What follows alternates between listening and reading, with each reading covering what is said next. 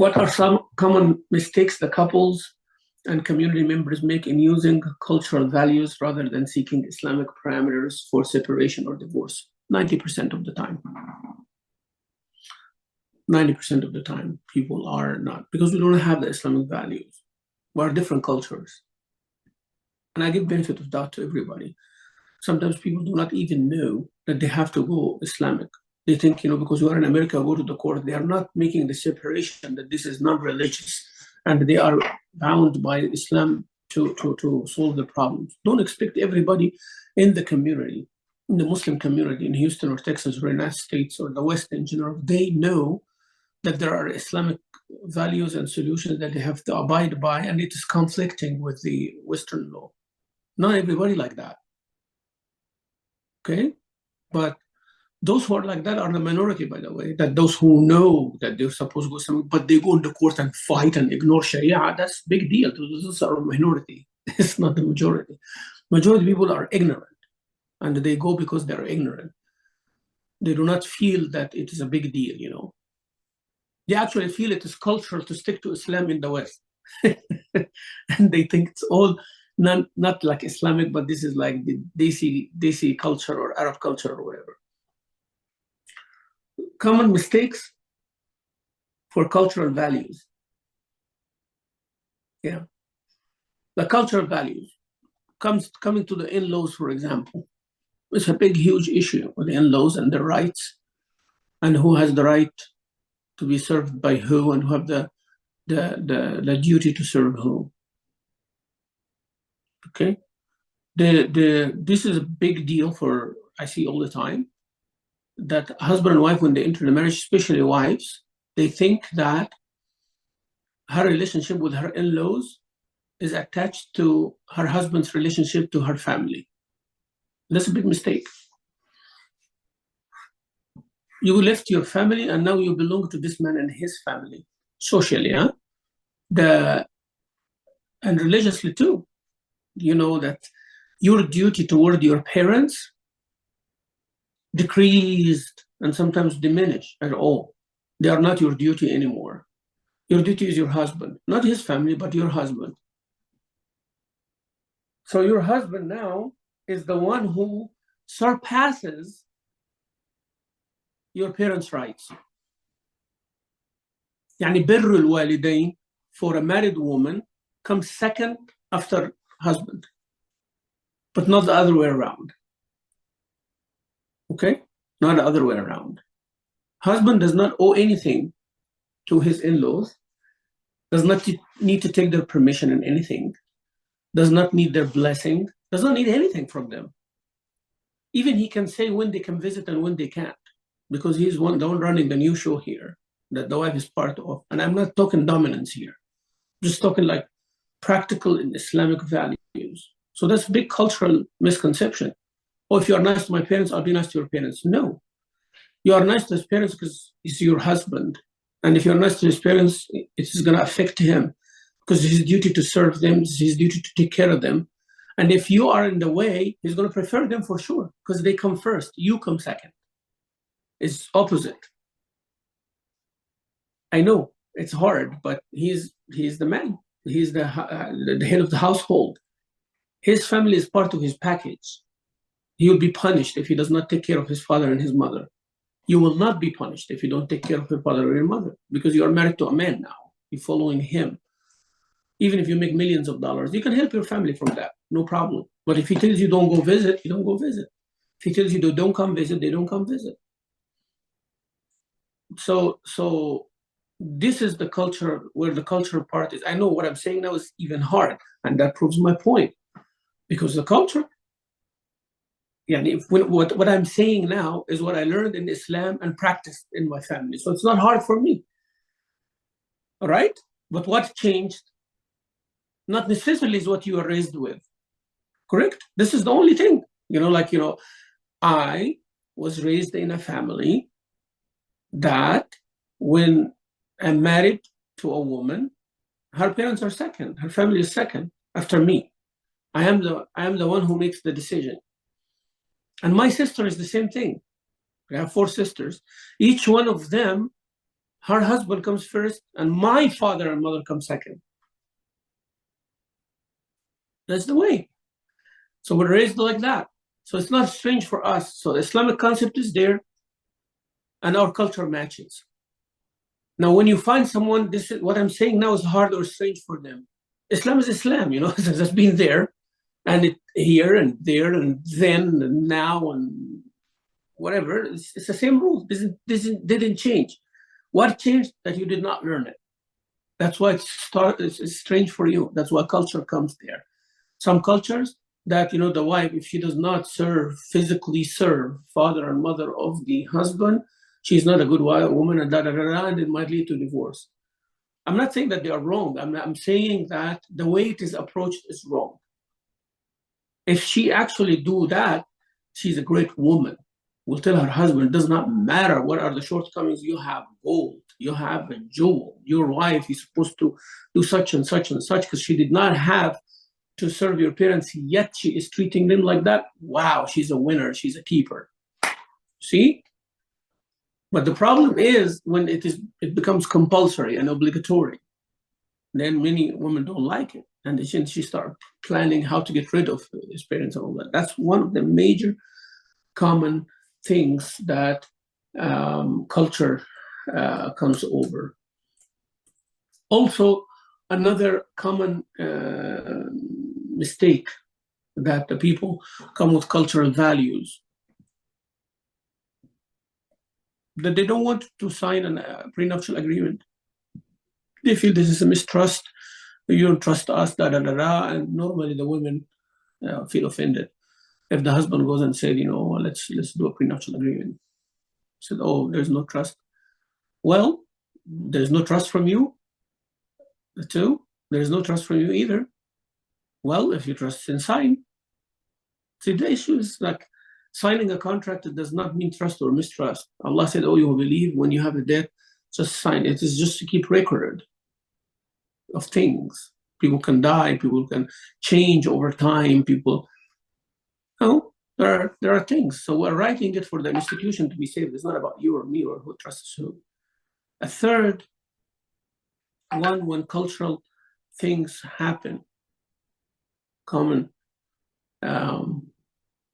cultural values. So we talked about prenuptial thing, we talked about going to the court and not understanding the Islamic thing, talked about the in-laws that the couples make using cultural value. They involve people who are not supposed to be involved. You know,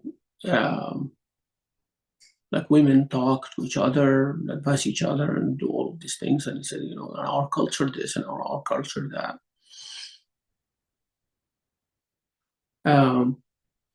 And when they get divorced, oh, do not divorce because our family do not divorce. Or you are not going to get married if you get divorced, you know, for the girl. Or has to be something wrong with her if this and that. And I'm not going to divorce you. You go divorce yourself or whatever. These are the things that people go with the culture and do not seek Islamic parameters. You're supposed to know the Islamic way of divorce. It's either the husband divorces and he gives his wife all her rights. It doesn't matter if she's asking or not. The minute he commits to give the divorce, he knows he has to give her Islamic rights. If she hates it, then she make a khula. And many women, they go cultural on this one. They don't want to do khula because it becomes very tough for her that, you know, she is the one who's asking for divorce. There's nothing wrong with that. And tatliq means divorce for abuse or for harm. And that's a big one. People go cultural on this one. They do not want to say why. And they come to a sheikh who cannot do anything. And then that's why they go to the court, because, you know, she's afraid to talk about the abuse because he's a doctor, he's this or that. So they go cultural on that one. Like I had a case before that the woman talking to me is anonymous and she does not want to tell me who. Oh, I'm married to a prominent person in the community, Houston community. and you know him, he knows you, but he's telling me, if you told any sheikh or anything, I'll do such and such and such, and he's abusive, da, da, da, da. I said, but how can I help you? So that's cultural. Islamic is not that. Islamic is to say to the person you trust, if you trust me as the sheikh and as a judge, you have to tell me everything. It's not like I'm going to go and give a khutbah or I'm going to go threaten him. No, there is an amana there. So people go cultural in that way. Assalamu alaikum, Sheikh. It's me. I just need to clarify. You said it is you, follow up. It is you. Wait, it is you who? I know who you are. Sorry, I keep forgetting that we're online. It's Maimuna. Sorry. I know who you are. I know who you are. But the sunnah, let me stop you for a minute. The sunnah is to state your name when you are asking permission or when you start, like, not people do not know. The Prophet ﷺ, when somebody knocked the door on him and he said, who? He said, it's me. He said, it's me. Who you are, state your name. And the hadith in Sahih Bukhari, So I'm just making a point here, but I know who you are. Sorry, it's I just assume. Go ahead. That's right. I just want to follow up for clarification. So you're saying, because in the Quran it say obey the parents, right? So, right. But once the woman married, that doesn't apply to her in terms of the rank. So her husband's come first. So even if she has to disobey the parents because he asked her to not do something or do something, then that takes precedence over her parents. Did I understand that correct? Okay. Yes, but there is a caveat here. There is something that you have to understand.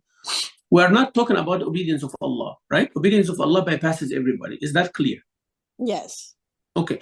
So if the parents telling their daughter to pray and the husband says, don't pray, you are obeying who over here? Right. No. Yes. So. But you understand my point. My point is, when the order comes from Allah, it doesn't matter who's saying it. You are obeying Allah. It does not matter who you obey and disobey. So it's not about parents versus husband. So what would remain here are the issues that has this flexibility, right? So when you are with your parents, you obey them in those things as well. But when you are with your husbands, you obey your husband even if it's disobedience of the parents. Okay. So if the parents tell you, daughter, come see us every week, and the husband said, no, you're visiting your husband, you're visiting your parents only every month. So if you are not with a husband, then you obey your parents and visit them every week. Yeah?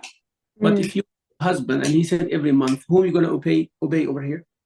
The husband. Even it's going to make your parents sad. It's not considered disobedience here. Because there are two rights that they are clashing with each other. The right of the husband and the right of the parents. Right of the husband bypasses the parents. Is this? I didn't know that. I thought that it was the parents always takes precedence. Is this in hadith? Yes. Or in the sunnah? Yeah. Yes. Okay. Okay. Absolutely. Because I can just see. And trying to explain it to the girls that they're gonna say. Yes. What? Yes. But in the Quran, it only says ihsana. وبالوالدين إحسانا, right? إحسان. It did not say obedience. People unfortunately mix obedience with being nice to your parents. Being nice to your parents sometimes doing the opposite of what they say. Right? Like your parents have diabetes and they want to eat sweets. You gonna obey them? You see what I'm saying? Like, if it hurts them religiously or physically or health-wise or anything like that, you say, no, mom, no, dad, I'm not going to kill you with my own hands. Even if you want it, I'm not going to be the one doing that. That's disobedience right there. But it is ihsan too. It is birr. It is being nice to your parents for their own good. So sometimes mix the obedience with the treatment, right? So you actually, now when obedience clashes, then husband takes precedent. And parents will be unhappy here, but they should be happy for their own daughter's good. And guess what? Same thing is going to be repeated because they were also husband and wife. Like your mom and your dad, the same situation that you are in now. So your dad became president for your mom. Yes? And now your husband is president for you, like your dad was the president for your mom, but you are looking at your dad and mom together now. But you see my point? Like your mom also preferred her dad over her parents. It's not like something strange. But because now she is in the mom's shoe, she forgot that. And the dad also forgot that because your mom, which is his wife, preferred him over her parents. So they're supposed to be the best two people to appreciate what you're doing to your husband. But unfortunately, we have double standard, We have double standard. Like, when I am not that good with my parents, but I want my children to be that good to me. Like we are always have double standard. My mom did that to my dad. So if my daughter doing that to me, I'm fine. And if my wife doing that to her parents, I'm fine with it too. Because, when my son gets married, his wife is a different status than my daughter when she marries to someone else. Whatever I want my daughter-in-law to do, I have to accept my daughter doing. Unfortunately, in our community, culture takes precedent. You know what I mean, Sister Mimuna? Yes. Yeah. So my daughter there, I tell her to control her husband. I tell her, how dare your husband say this? You have to come visit me. He doesn't have a say, all of that. We come first. But when my son, marries, someone else, I completely do the opposite. I want my son to control his wife. I want him to separate her from her parents. I want it like that. That's not good. This is a son and this is a daughter. So if I want my daughter-in-law to be good to my husband, to be good to my son and to me and my wife, and we take precedent over her parents, then I have to allow my daughter to do the same to her husband and to his family. If we do that, then things become easy. But the problem is the double standard in our communities. That is where the problem is. So anybody who have a son or a daughter is supposed to be the best person actually to do that. So when my daughter said, Dad, my husband tell me not to visit you every week, I said, okay, listen to your husband, honey. Now, when my daughter-in-law sees that, she's going to automatically do it, right? She's going to automatically do it. My own daughter, I'm telling her your husband first. So she now sees, and she goes tell her parents, my husband first, because, my father-in-law did that with his daughter. And when we see that in the community, then things becomes easy. But the problem, as I said, Sister Maimuna, like we did not get educated with those things. Like we don't know. Culture was there. We don't know. That's why it's very hard when we say husband takes precedent. Yeah. Okay. So it's not your duty to take care of your parents, but it is his duty to take care of his parents. It's not your duty to take care of his parents either, right? But it's his duty to take care of his parents, so don't stand in the way. If you are not supporting him, don't stand in the way. Okay? It's not your duty to take care of your parents. It's your brother's duty or your uncle's duty or whatever duty. Or you talk to your husband out of love. Please help me to take care of my parents. I'll go visit them and all that. And I appreciate it. It's not a must on you, but it is out of your honor and good morals and good character that you will not let my parents, be deprived from my help.